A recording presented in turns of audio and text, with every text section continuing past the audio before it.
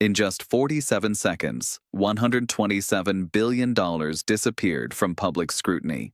Alice Weidel didn't wait for the official response. She stood at the Bundestag podium with a black folder marked Klassifiziert and began reading numbers that made the entire chamber fall silent. The cameras captured it all. Every member of parliament stopped mid-conversation. What did Alice Weidel reveal about Ursula von der Leyen that sent the European Commission into total lockdown mode within minutes? I watched the live stream from my desk in Brussels. At exactly 14:23 CET, Weidel's voice cut through the usual parliamentary noise like a scalpel through tissue. She wasn't shouting, she wasn't dramatic. She was methodical, surgical, and absolutely terrifying in her precision. This wasn't a political attack. This was an execution by spreadsheet. The document she held wasn't supposed to exist. According to 3 separate sources inside the German finance ministry, this file had been classified under Emergency Protocol 7A, reserved exclusively for matters of national security. Yet here it was, under the fluorescent lights of the Bundestag, being read aloud to 736 elected representatives and broadcast live to 83 million German citizens. Weidel began with a simple question that froze the blood of every centrist politician in the room. She asked where the $127 billion allocated under the European Recovery and Resilience Facility actually went, not the official destinations listed in the public reports. The real destinations, the ones buried in subsection 14.7 of the amended budgetary framework that nobody bothered to read because it was released at 11:47 p.m. on December 23, 2024, when every government office in Europe was already closed for Christmas. I cross-referenced her claims with leaked documents that had been circulating in encrypted journalist channels for weeks. The numbers matched, every single euro. This wasn't conspiracy theory territory anymore. This was documented institutional fraud on a scale that made the Wirecard scandal look like petty theft. The specific allegation was surgical and devastating. Weidel claimed that $127 billion designated for green energy infrastructure projects across Eastern Europe had been systematically rerouted through a network of consultancy firms, all of which shared one common denominator. They were registered in Luxembourg under the umbrella of a holding company called European Strategic Advisory Group. And according to corporate filings that Weidel displayed on the parliamentary screen, 3 members of that holding company's board had direct family connections to Ursula von der Leyen. The reaction in the chamber was immediate and visceral. Green Party representatives began frantically checking their tablets. The CDU bench sat in paralyzed silence. Even the SPD members, usually quick to defend EU institutions, looked like they'd been hit with a legal briefcase full of incriminating evidence. Because that's exactly what had just happened. Weidel didn't stop there. She named names, she cited wire transfer identification codes, she referenced specific email exchanges dated between March and August 2025, communications that allegedly showed Commission officials deliberately obscuring the final destination of these funds by splitting them across 47 different subsidiary accounts, each one just below the $5 million threshold that would trigger mandatory auditing procedures under EU financial regulations. I watched the live feed from Strasbourg simultaneously. The European Parliament was in session at the exact same moment, discussing agricultural subsidies. Within 90 seconds of Weidel's revelation in Berlin, someone in that chamber received a notification. I saw it happen. A junior aide rushed to the front bench where several commissioners were seated. The whispered conversation lasted exactly 11 seconds. Then every single one of them stood up and walked out. No explanation, no procedural justification. They just left. The markets reacted faster than the politicians. The euro dropped 0.7% against the dollar within 4 minutes of Weidel's speech beginning. By the time she finished her 12-minute presentation, 18.4 billion had been wiped off the DAX index. Investors don't wait for official denials. They read the body language of power, and right now, power looked guilty as hell. Weidel's evidence wasn't circumstantial. She presented a forensic trail that any first-year accounting student could follow. Money left the European Recovery Fund on September 14, 2025, designated for wind farm construction in Poland and Romania. It arrived in Luxembourg on September 16th, split into 23 separate transactions. From there, it dispersed across consultancy contracts for strategic environmental assessment studies that, according to Weidel's investigation, were never actually completed. The firms billed for 840,000 man-hours of work. She cross-referenced those claims with employee headcount data from corporate registry filings. The math didn't work. The firms didn't have enough staff to complete even 40% of the claimed work. The smoking gun was an internal email she read verbatim. The message, sent from a commission official whose name was redacted in the official transcript but clearly visible on the parliamentary screen for those 8 crucial seconds before someone cut the feed, stated explicitly that the consultancy route provides optimal discretion for the family network while maintaining technical compliance with Article 325 TFEU. That's when things escalated from scandal to constitutional crisis. Article 325 of the Treaty on the Functioning of the European Union deals specifically with combating fraud against the Union's financial interests.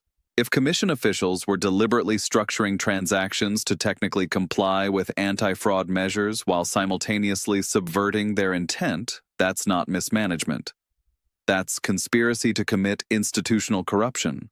The silence in the Bundestag lasted 14 seconds. I timed it. 14 seconds of absolute dead air on a live parliamentary broadcast is an eternity. It's the sound of a political earthquake before the shockwaves hit. Then came the counterattack. Rolf Mützenich, the SPD faction leader, stood up and accused Weidel of presenting unverified documents from dubious sources and engaging in irresponsible fear-mongering designed to undermine European unity. It was the textbook establishment response. Attack the messenger, question the source, wrap yourself in the flag of European solidarity. But Weidel was ready. She held up a second document. This one bore the official seal of the European Court of Auditors. It was a preliminary investigative memo dated January 8, 2026, just 17 days ago. The memo, classified as restricted internal use only, explicitly confirmed that auditors had identified significant irregularities in the disbursement patterns of recovery funds and had escalated the matter to the European Public Prosecutor's Office for criminal review. That's when I knew this wasn't going away. The European Public Prosecutor's Office doesn't get involved unless there's credible evidence of criminal activity involving EU funds. This wasn't a political dispute anymore. This was a criminal investigation. Social media erupted. Within 20 minutes, Giro Weidel dossier was trending across 7 European countries. The clip of her reading the email had been downloaded and re-uploaded 3,400 times before YouTube's content moderation team even noticed. Telegram channels lit up with PDFs claiming to be the full classified report, though most were obvious fakes. The real document was out there somewhere, circulating in encrypted journalist networks, waiting for the right moment to drop. The Commission's response came 43 minutes later. A terse 2-paragraph statement released through official channels, not even a press conference. They claimed Weidel's allegations were based on misinterpretation of complex financial structures and that all EU funds are subject to rigorous oversight and comply fully with established regulations. It was corporate lawyer language, defensive, evasive, and completely unconvincing. I've covered European politics for 11 years. I've seen scandals come and go. I've watched institutions weather storms that should have destroyed them, but I've never seen this specific pattern before. The immediate walkout, the market panic, the refusal to hold a press conference, the generic statement that doesn't actually deny the specific allegations. This is the behavior pattern of an institution that knows the evidence is real and is desperately buying time to construct a legal defense. The real question isn't whether the allegations are true anymore. The forensic evidence Weidel presented is too detailed, too cross-referenced, too easily verifiable to be fabrication. The real question is what happens next. Can the European Commission survive a criminal investigation into its president while simultaneously trying to manage a continent-wide energy crisis, a migration crisis, and the collapse of the Franco-German alliance? The political implications are staggering. If von der Leyen is forced to resign under criminal investigation, the entire College of Commissioners falls with her under EU constitutional law. That means every major legislative initiative currently in progress stops dead. The Green Deal stops. The Digital Services Act enforcement stops. Aid to Ukraine stops. The regulatory machinery of 450 million people grinds to a halt. And that's exactly what Weidel wants.